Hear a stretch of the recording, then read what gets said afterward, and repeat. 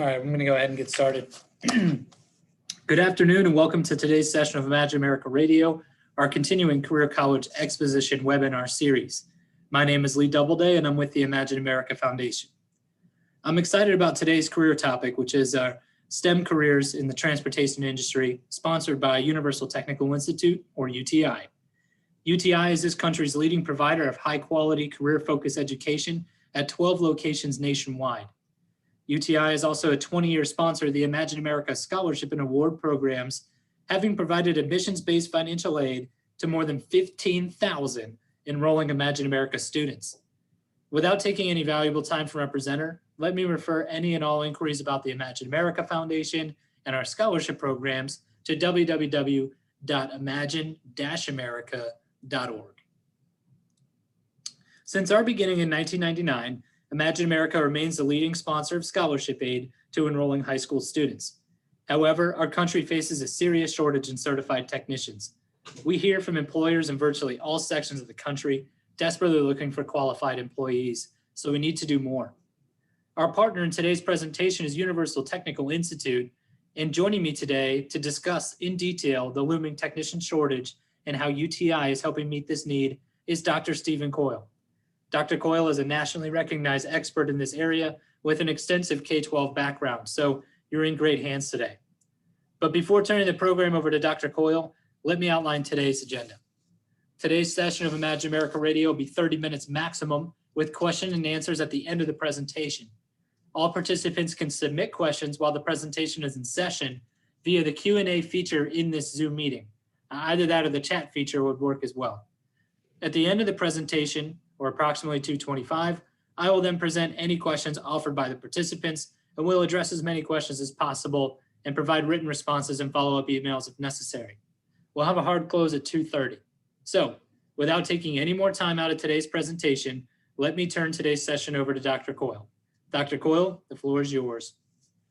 Well, thank you and good afternoon, everyone. Thank you for joining us. I'll get right into our presentation today.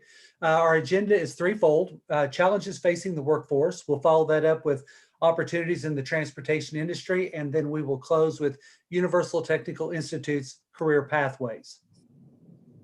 I always like to start off with talking about the economy today and how much it's changed from the 20th century to the 21st century.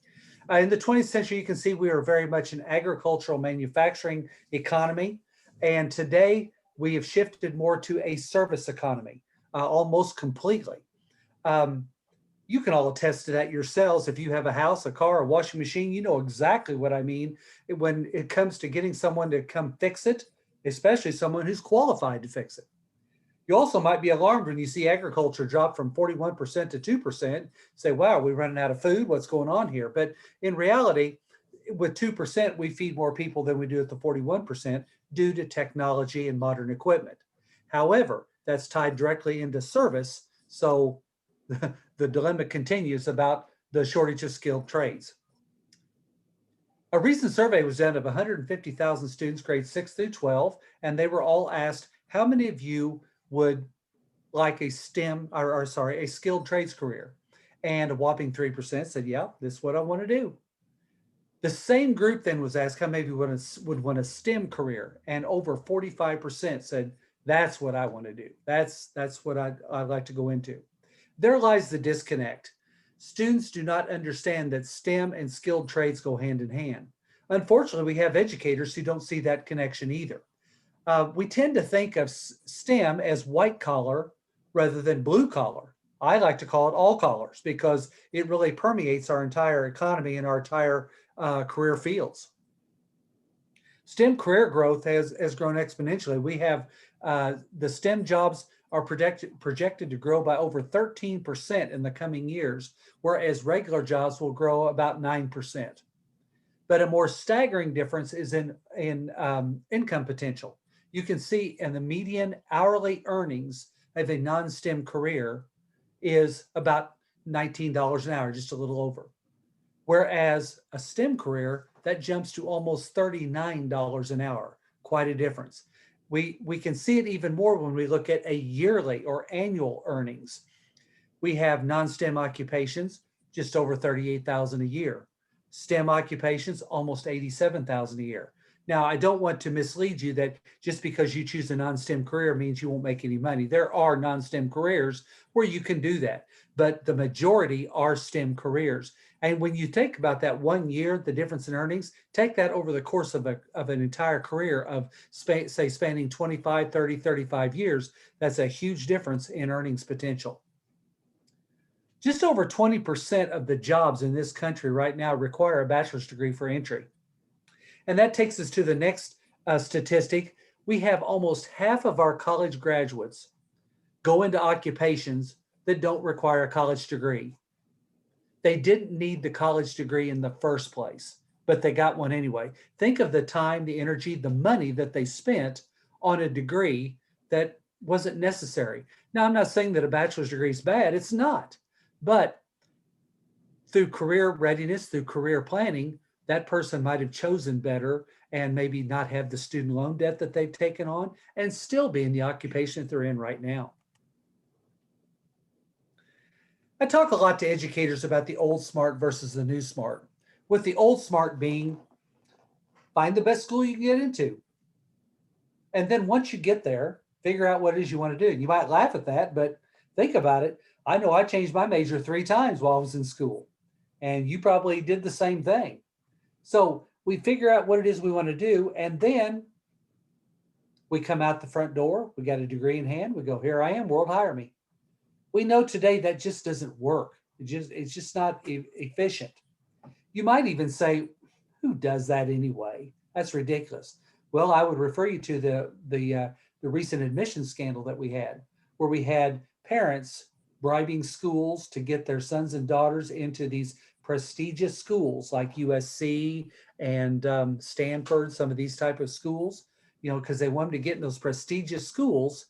And what's ironic is in many instances, their sons or daughters didn't even want to go to college in the first place. So it does still go on. So then we gravitate to the new SMART. What's the difference? Well, the first difference is finding out what students love to do. What are they good at? I always ask educators all the time, what's the first question we always ask young kids? What do you want to be when you grow up? My second question is, why do we stop asking them that? We need to keep asking them that all the way through school to make sure they're doing what they want to do. I always think back to a STEM workshop that I conducted for grades 2 through 5 in Florida.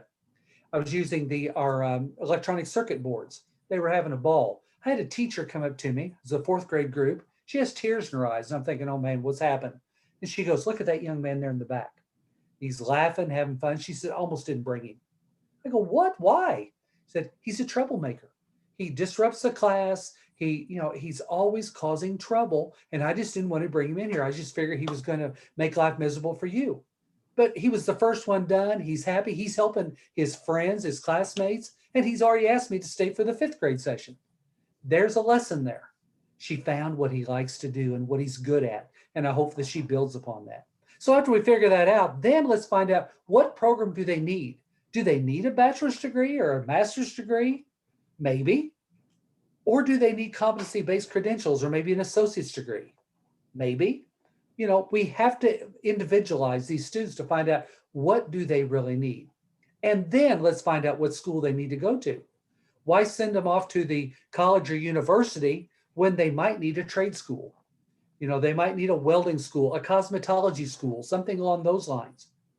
I'm not saying they couldn't get that at the university, but would that be the best idea for them? Once again, career readiness and career pathways. The rule of 1, 2, 7, I talk about it often. If you add 1, 2, and 7 together, obviously you get 10. So for every 10 careers that are out there today, only 1 requires a master's degree or higher. 2 require a bachelor's degree. 7 of the 10 careers available today, right now, only require competency-based credentials, meaning a degree or a certification or a diploma of some type, or an associate's degree. 7 out of 10. Yet we're pushing students into colleges and universities at almost a 70% clip. So you see what we're doing is just the opposite of what the economy is dictating to us. As I said earlier, we have to make that continuity with STEM and skilled trades. My job is to educate educators. That's what I do. But Your job is to educate the parents and the students on helping them to understand this connection that takes place. Um, we have to get rid of the myth, the university for all attitude. You know, that just doesn't fit all of our students. And we've got to get rid of that thinking and think, well, if you don't go to college, you're going to be worthless. That's just not true. And then finally, what are employers looking for? They are looking for competency-based credentials. What do you bring to the table that can help them or help the company that you're going to work for? The second part of our agenda today is opportunities in the transportation industry. I don't care if it's a car, a truck, a motorcycle, an ATV, a boat, doesn't matter. They're all rolling or floating computers. The technology in these vehicles today is unreal, and it just continues to expand and grow. Now, there's two ways to look at technology. You can look at it, well, it just makes things easier. It's just nice. It's really cool to have. But there's also another important factor, safety. These technologies save lives. Take, for instance, the backup camera. You've all heard the horror stories of somebody backing over a child, sometimes their own child. Can you imagine the horror of that? But with the backup cameras, they're getting so good, you can see everywhere around there. So life-saving. The blind spot indicators. We've all been honked at. We're pulling over. It's like, where'd that guy come from? Had no idea they were there. But with the blind spot indicators, the sensors on our cars, we know what they're around us. So I can go on and on with all the technologies, but the question is, who's going to work on this? That's the problem we have right now. I read an article not too long ago about farmers. They're having difficulty getting farmers to buy new equipment because they have all these sophistications too, all these technologies. But yet the farmers are worried they can't work on it. And they are also worried they can't find people to work on it. So they're going to buy the older equipment. And that's kind of, it's not going to help the fact they're not going to be able to take advantage of all these technologies that they have available to them. That's going to increase their crops. It's going to help them with their jobs on a daily basis. So once again, we need those technicians. There are over 1.3 billion vehicles on the road worldwide. Over 273 million of those right here in the United States. It's projected that the technician job openings by 2028, over 1.1 million. So you can see the skills gap is not narrowing. It continues to widen, and we have to do something now to prevent that from continuing. And then finally, we get into the third part of the agenda today, Universal Technical Institute's career pathways. As Lee told you, who is UTI? He explained it at the beginning. We're the largest school in the transportation industry. We're the leading provider of technicians. We have 12 campuses nationwide. We place over 4 out of 5 of our graduates into their chosen field. And notice I said chosen field. That's important that we get them where they want to be. We have over 220,000 graduates in our now 56-year history. Trying to once again close that skills gap. Our training programs, we have 8: auto, diesel, collision, motorcycle, marine, NASCAR, CNC, and welding. You can't just come to UTI. You have to go through an interview in order to be accepted. That interview is with the student and also with their parents. What do? We ask them, what do you want to be when you grow up? We ask that question. We want to find out what excites them. What gets them going? What makes them get up in the morning? We find out sometimes that maybe their career pathway is maybe a little bit different than the next person. In fact, we find that out all the time.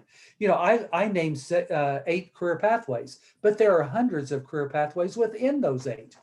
For instance, maybe a student loves cars, but they don't want to work on cars like turning wrenches. They could be a service writer, or maybe they could go to work for an insurance company, be a claims adjuster. They would still be in the industry doing what they love to do. So there's lots of opportunities for careers within the industry. We are very much industry aligned technology. We were doing this before the pandemic. We had to change a little bit after the pandemic, but we're an essential industry. When the pandemic came along, we didn't shut down. We couldn't. We still need those technicians out there. You all had your cars, they had to be worked on. So we still need those technicians out there. So we do the online classroom and the hands-on. Why? Because that's how the industry does it. These dealerships are short on technicians as it is. They can't afford to send a technician off to get more training. So they do it online. So that's why we do it. So when our graduates go into that dealership, they already know what to expect. So very much industry aligned technology. And then our education model is very simple. We do competency-based credentials. We do a course. One course is 3 weeks in length, and that's all we do for that 3 weeks, that one course. Then we move on to another one. That's how we build the technician from the ground up to get them prepared for the industry and for the dealerships out there. As I said, we had to make some changes like a lot of people did with CDC compliance. So we made those changes and we're able to keep our campuses open. We have assigned doors where students enter and leave. We take temperature of all people that come into the building. We require face coverings. We have reduced lab sizes so that we can meet the CDC requirements for social distancing, the 6-foot separation. We require washing hands. We clean and disinfect constantly to make sure it's a clean environment. And then finally, we offer phone support from our student services so that you can meet with someone that way rather than coming in person if you just don't feel safe doing so. We still offer presentations, although we've now adapted them to virtual presentations. We'll still do the in-person if your school is meeting in person, but if they're not, we'll do the virtual presentations. We have a buffet of workshops that we can offer, but we can do through Zoom, we can do through Microsoft Teams, or if you have a specific platform that you like to use, we can use that as well. But we want to be able to reach your students and give them career opportunities. As you can see on the right, there's some examples of some of our slides. These are not UTI infomercials. They are to reach all of your students, to talk to students about all the career pathways that are possible for them. We have a national presence. That's important for a couple reasons. Number one, we're well known. You'd be hard pressed to walk into a dealership and say UTI and they wouldn't know who we are. But second, the national presence gives our students, our graduates, a distinct advantage on employment, because a student may graduate from the Lisle campus, but they want to relocate to Florida. We're down there too, or maybe to California or to Arizona, whatever the case may be. Maybe they want to get away from the harsh winters and go to where it's warm. So we can help them with that. So that national presence is very important. We have over 35 industry relationships. These are the big dogs of the industry. As I often tell educators, we're not preparing students for Jiffy Lube. We're preparing students for Volvo, for BMW, for Mercedes, these companies. That's who they're looking for. They're looking for our graduates to come out so that they can hire them because they know they're going to be well-trained and ready to go. We work very hard to make education affordable, especially now with the pandemic going on. We offer grants, scholarships, and loans. We also do trip employment. And for these webinars, I decided to put in a couple of our trip packages so you could actually see what they're like. The first one's the Hendrick Advantage. The company itself has over 100 dealers representing 29 different brands, currently operating in 13 different states, over 10,000 employees. What's the package? Our students, our graduates, they get paid, but they also get on top of that $300 a month extra that they can use to pay off their student loans. They get a tool voucher, $200 a month for 10 months. It's $2,000 towards tools. Relocation package available on a case-by-case basis. As I heard one service manager said, we're not going to lose a quality hire over a couple $1,000s. That's not going to happen. ASC reimbursement and paid factory training, because as the technician grows and then the dealerships want to help them with that, and the comprehensive benefits package. Then there's the Penske Auto Group. This is another one that we use. This is one of the over 4,500 that we have. The company, over 150 US locations, over 40 world-class brands. It's a Fortune 500 company. What's the package? $420 a month for 48 months on top of their salary to pay off student loans. $2,000 reimbursement on tools, and then a 10-year bonus. After 48 months with the Penske Group, you get a $3,000 bonus. So you can see it's a way to make education affordable, helping students so that they don't have debt hanging over their heads. So these dealerships, they're willing to invest, and there are thousands of them out there that are helping. Some right there in the Chicago area and in the upper Midwest that will help students to with their financial needs. We love to show off our graduates, and we do that often. We bring them back to events so they can talk to our future students. Why? They know the good, the bad, the ugly. They're going to be honest with our students. And plus, students want to hear the real deal. They don't want to hear a sales pitch. They want to know what really happens out there. And our graduates all tell them the same thing. They love what they do, but you got to work at it. This, UTI is not easy. You've got to get prepared, because that's what dealerships are wanting. That's who they're going to hire. And so our past graduates help to get that theme across. We are Title IV funded, so we require a FAFSA to see if they can qualify for financial aid. We have over $15 million in sponsored scholarships. We offer housing grants, institutional grants as ways to help students to get started, because it's tough. And then, of course, the trip employers I just talked about, and then third-party programs to help them cover emergency expenses called Life. I'm a retired educator. I know what you guys do. Although this year I can't say I do, because this has been a very interesting year. But you're to be commended for the job that you've done so far. What we want to do is partner with you. That's what we love to do, is partner with counselors to help you with this. That's why we offer, as I said, a buffet of different workshops and lesson plans and things to help you. So please feel free to reach out to me, and I can give you more information about those. Everything's free, so there's no charge for these. But we want to help you to reach to your students and reach your parents, to help them, because the career pathways, the career readiness still goes on even in the pandemic. And so we want to make sure that you have the help and assistance that you need. You can follow us on social media. We're on Facebook, Twitter, Snapchat, Instagram, YouTube, and uti.edu. So you can dial us up in a number of different places. Before I move to the next slide, I want to mention Tom Nelmark. He's the Regional Admissions Director at our Lisle campus, and he asked me to announce a few things that are coming up at the Lisle campus that you may be interested in. First of all, on January 27th, there's a dealer day at Mercedes-Benz of Westmont that love to invite you to come by and see. And you can find out more about it. You can call the campus, you can contact me, or you can get on the website and see more about it. Lisle conducts STEM events every week. Lisle events are on every Tuesday at 9 a.m. And it changes every week. This week, for instance, we're covering welding, so you might want to take advantage of those. We're pretty excited about our welding program is kicking off on February 22nd. So we are offering welding at the Lisle campus, so you want to check that out. And then we're conducting virtual tours for your high schools daily. So please let me know or reach out to the campus, and we'd love to help you to get those scheduled. And once again, those are all complimentary.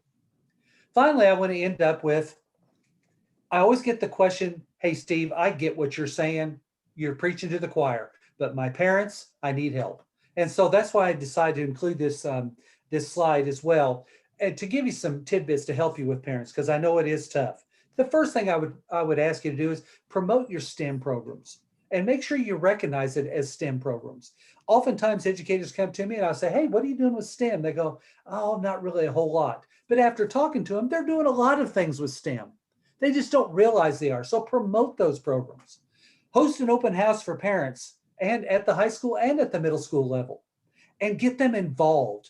One of the things that we love to do at our campus is when we have people come in, adults especially, we love to have them do the welding simulators or take part in our STEM demos that we have. They love it. I've had counselors do the STEM electronic work boards that we have.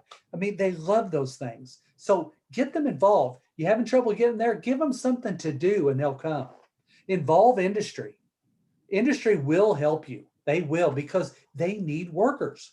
So they're willing to come in and invest some time and some money into your programs. And if you're afraid to do that, reach out to me. I'll help you with it, because we do it all the time. Career Pathways Exploration Days. You notice I didn't say college fairs. I would urge you to take the word college out.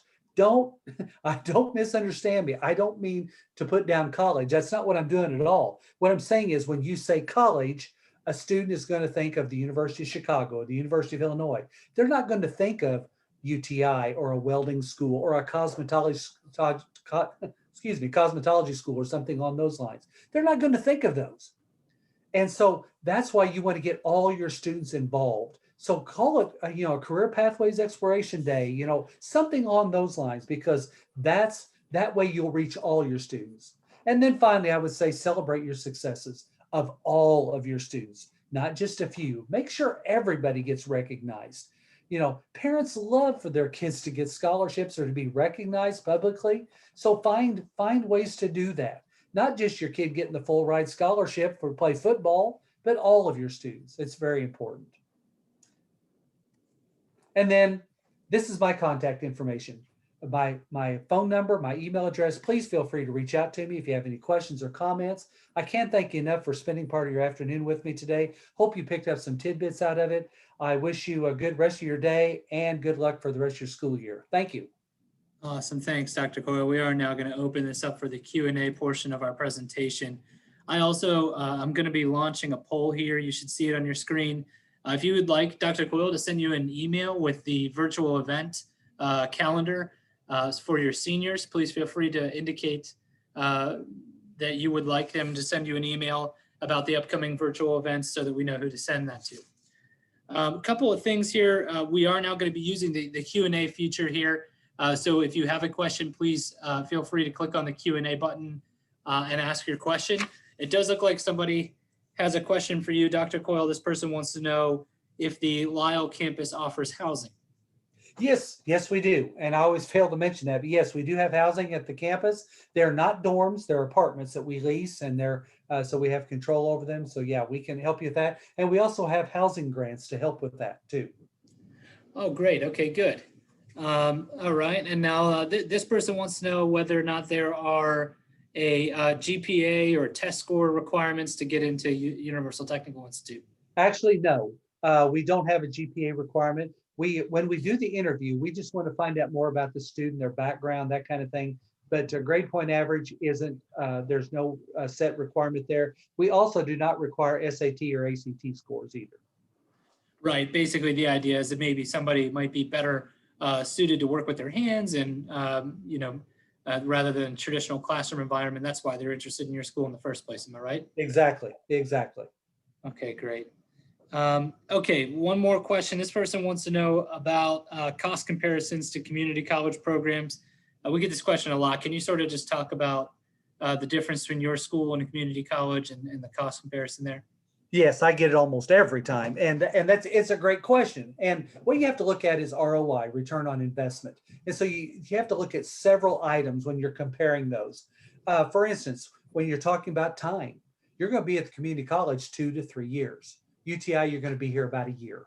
So many of our graduates are 19 years old and they're out in the field working, maybe 20, but 19 years old. And so that gives them a distinct advantage for earnings potential. Then we can go on to some other things to look at too. For instance, like with placement percentages and graduation rates. Graduation rates from community colleges tend to run pretty low, like about 22% nationwide, whereas our percentage is 3 times that. And so that's important. And then you look at the trip employers. That is a great program for us in that it allows dealerships to help our students to overcome any student loans that they have, so they could potentially go to school free. But once again, there's a catch. They have to work to get those. They don't just hand those out. They want quality students that they can invest in. That's what they're looking for. Yeah, I think that's great. Basically, the company's willing to take an investment on the student because they know they got great training from your school. I think it says everything about the school. Mm-hmm. Okay, just a few things before we close. I just want to let everybody know that this session has been recorded. You will likely receive a recording of this session tomorrow morning. And then we will also be placing this on our website, which again is www.imagine-america.org. There is a quick survey when you leave this meeting, if you wouldn't mind answering those questions. I think it's like 5 questions. It just sort of helps us understand better maybe something that we should have talked about that we missed, or any kind of comments or feedback you could give us on the survey would be much appreciated. But before closing, I just want to thank all of you for taking time out of your really busy schedules to join us today. I also want to thank Dr. Coyle for sharing with us today's presentation and encourage each one of you to contact him directly with any future questions. On behalf of the Imagine America Foundation, Dr. Coyle and myself, thank you and goodbye.